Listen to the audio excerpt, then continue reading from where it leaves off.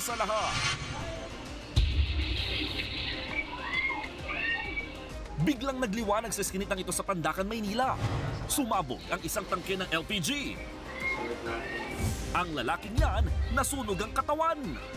Nakaligtas kaya siya? Yan ang dapat abangan. Pilipinas, alas 5:30 na. Ito na mga bumabanderang balita.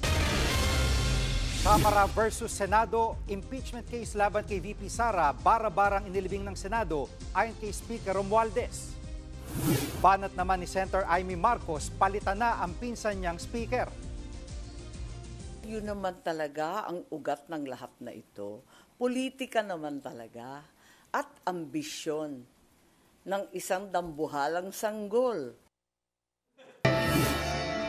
Blowout ni VP Sara, Vice President Duterte nag-celebrate kasama ang kanyang defense team.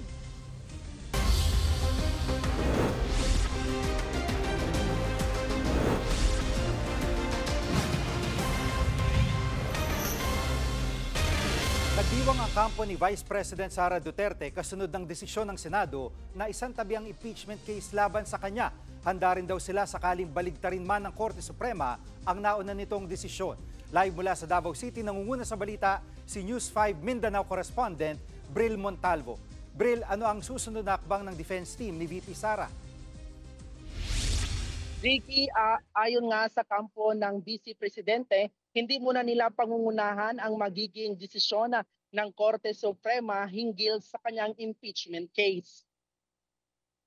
Matatangdaang naghain ng motion for reconsideration ang Kamara na iapila ang desisyon ng Korte Suprema na ideklarang unconstitutional ang impeachment case. Ayon kay Attorney Michael Pua, ang spokesperson ni VP Sara sa kanyang impeachment case, magsusumiti pa sila ng tugon alinsunod sa utos ng mataas na hukuman.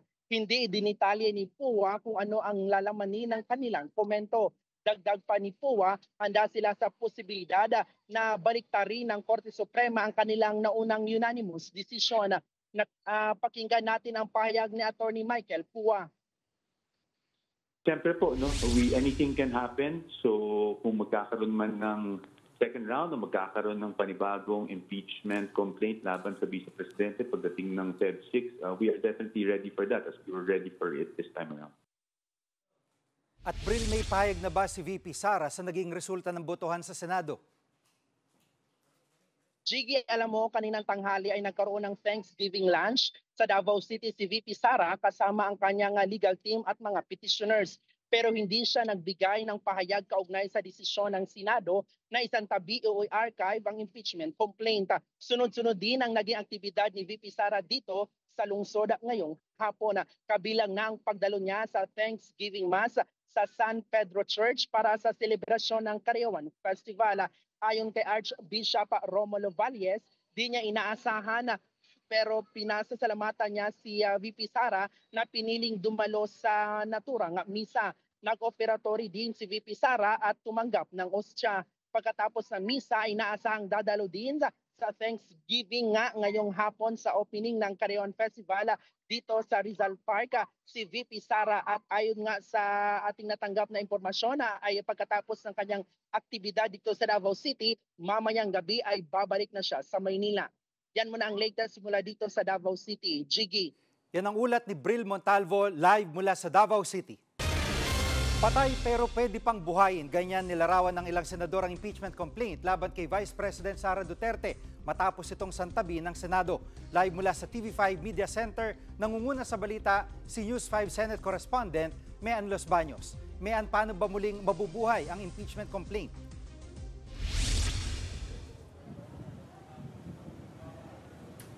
Jiggy, ang paliwanag nga dyan ng mga senador, partikular ni Senator Amy Marcos, ay bagamat na archive o isinantabi na yung impeachment case ni Vice President Sara Duterte, pwede raw yang buhayin o talakayin muli. Oras na magkaroon ng pinal na desisyon ang Korte Suprema at baliktarin ito yung unang desisyon na nagdedeklarang unconstitutional yung articles of impeachment laban kay Vice President Duterte. Ganyan din ang paliwanag ni Senator Alan Peter Cayetano. Narito ang bahagi ng pahayag ng dalawang senador. Jiggy, pakinggan natin. It's dead, but it's not really buried. But yes, it's dead. In effect, because it's in the archive, sumusunod lang kami sa batas at sa Korte Suprema. Kaya nga tinatawag na Supreme Court yan. Alam nga naman na Super Supreme Court pa kami, katulad ni sabi ni SP, o Supremer Court pa kami, o may Supremest pa. Wala namang ganun eh. Ang kaibahan naman nung motion na pinasa natin ngayon na in-archive na siya, na sinunod yung Supreme Court decision, pinatay na siya. So kung ma-reconsider ng Supreme Court, pwede mong buhayin. At may maanghang na banat si Senator Amy laban sa kanyang pinsan na si Speaker Martin Romualdez. Ano bang sabi ng senadora?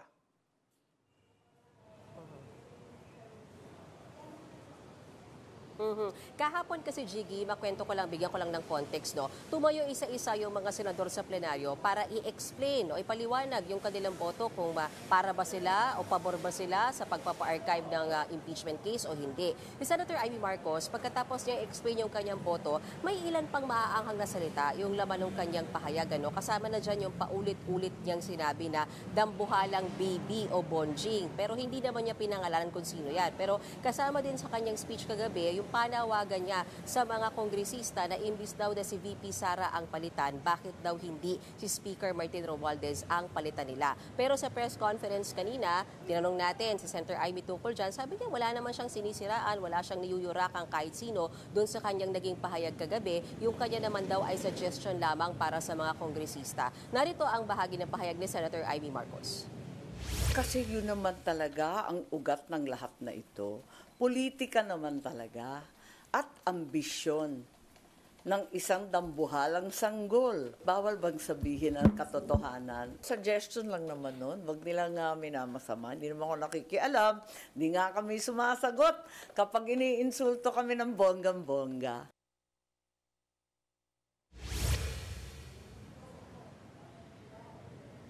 Dagdag pa dyan, Jiggy, ang sabi ni Senator Amy Marcos, may nabalitaan siya nung nag-resume yung sesyon ng Kamara noong July 28, marami daw o may ilang mga kongresista ang nag-abang kung mapapalitan ba si Speaker Martin Romualdez bilang tagapangulo o leader ng Kamara. Narito ang pahayag ni Senator Marcos. Nung araw ng SONA, maraming nag-aabang, nababalitaan ko rin yung mga umaalma, maraming abangers, di ba? Sino ba nagsabi nun? Maraming nag-iintay. Pero hindi dumating ang bas-bas. At matapos nga itong desisyon ng Senado na santabi ang impeachment complaint, nakausap na ba ni Senator Amy si VP Sara?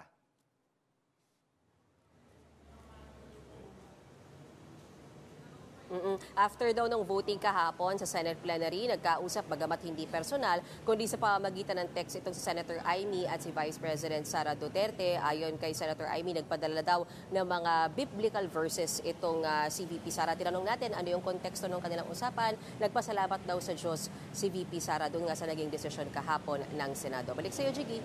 Yan ang ulat ni Men Los Baños live mula sa TV5 Media Center.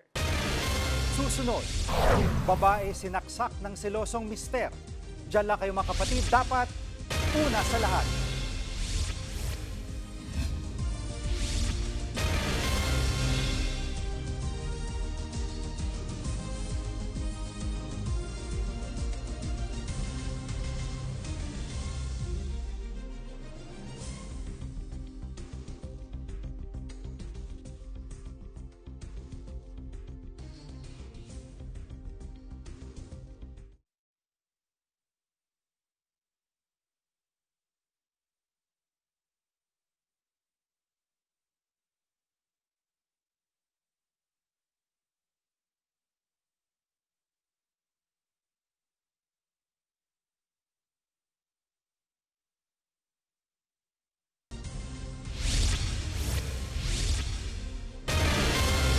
Kinwestiyon ng mga kongresista ang anilay pagmamadali ng Senado sa antabi ang impeachment case laban kay VP Sara. Live mula sa Batasang Pambansa, nangunguna sa balita si News 5 House Correspondent Marian Enriquez. Marian, anong reaksyon ng mga kongresista sa desisyon ng Senado?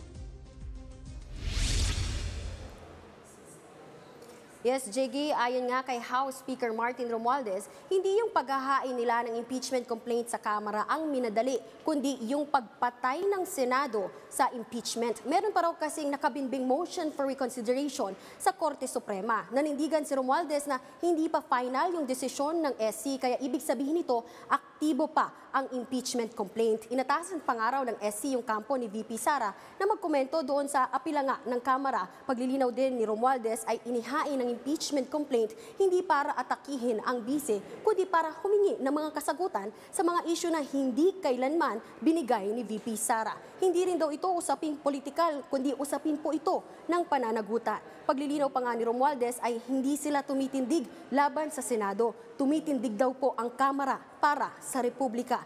Iginit din nga ni House Prosecutor at Manila 3rd District Representative Joel Chua na hindi pa tapos ang laban. Pinagkaitan daw ng Senado ng due process ang taong bayan. Pakinggan natin itong pahayag ng mga kongresista. Hindi po kami nagre-resort sa mga ad hominem.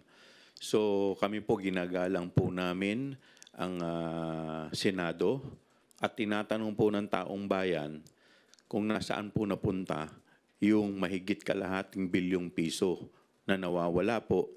Tinatanong rin po ng taong bayan kung nasaan at kung sino si Mary Grace Piatos dahil ang issue po dito ay accountability. Ano po ba ang iniiwasan at pinoprotektahan nila?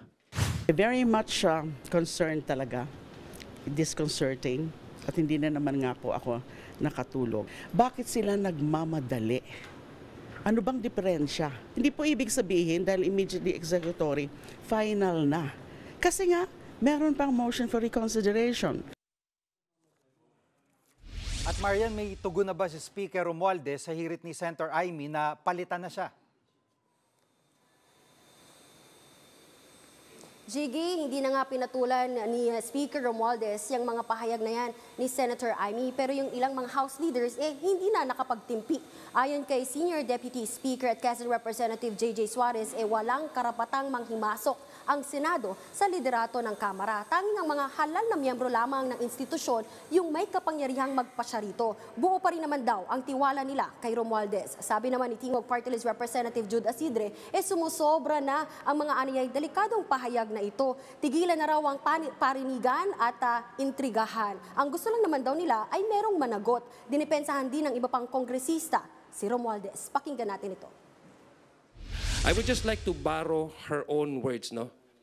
To Dedma to make Patol is human, to Dedma is divine.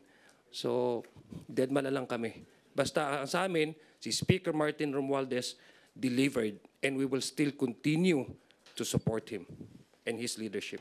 Hindi naman po ito ang issue dito. Hindi po si Speaker ang issue dito. Ang issue po dito ay accountability.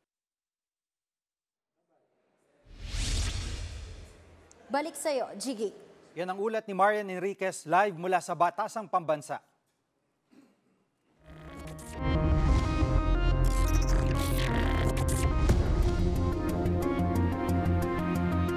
Posibleng madagdagan pa 12 pulis na nadadawit sa pagkawala ng mga sabungero. Ayon kay Napolcom Vice Chairperson at Executive Officer Attorney Rafael Calinisan, nilawakan nila ang kanilang investigasyon. Kabilang daw sa mga iniimbestigahan ngayon ang ilang general ng PNP. Nitong Lunes, pinatawa na ng preventive suspension ng mga pulis na naunang nadawit sa kaso. Naharap sila sa mga reklamong administratibo. Susunod, truck na hulog sa bangin, siyam na magkakaanak patay. At selosong mister, sinaksak ang kanyang misis. Huwag kayong bibitiw, dapat una sa lahat.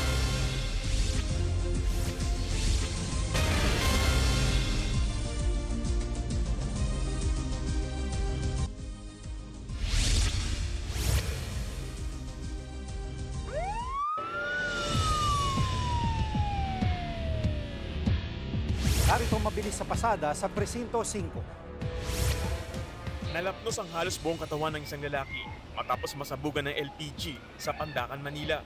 Ayon sa mga otoridad, nagluluto ng pambet ng almusal ng biktima na mangyari ang pagsabog. Agad namang naapula ng mga residente ang apoy. Nagpapagaling na ang biktima sa ospital. nahulog sa bangin ng isang mini dump truck sa Lebak, Sultan Kudarat. Siya mang patay at 14 ang sugatan. Galing daw sa pamamanhika ng mga biktima nang mawala ng preno ang sasakyan. Hindi na sinampahan ng reklamo ang truck driver. Patay ang isang mangingisda matapos umunong tamaan ng kidlat sa Dalampasigan sa Lapu-Lapu City. Nangitim ang kalahati ng katawan nito at namula naman ang mga mata. Kwento ng mga residente, dalawang malakas na kulog ang kanilang narinig. Kalaboso ang isang lalaki matapos niyang saksakin ang kanyang misis sa Pasay City. Base sa investigasyon, selos ang posibleng ugat ng krimen. Hinala raw kasi ng sospek, may kalaguyo ang kanyang misis. Nakakulong na ang sospek na mahaharap sa reklamong frustrated parricide. Gary De Leon, News 5. Mga bumabanderang headlines, alam mo na, dapat una sa lahat. Abangan niyo po ulit kami bukas dito sa TV5, 1PH, RPTV, True TV at 1.105.9 True FM.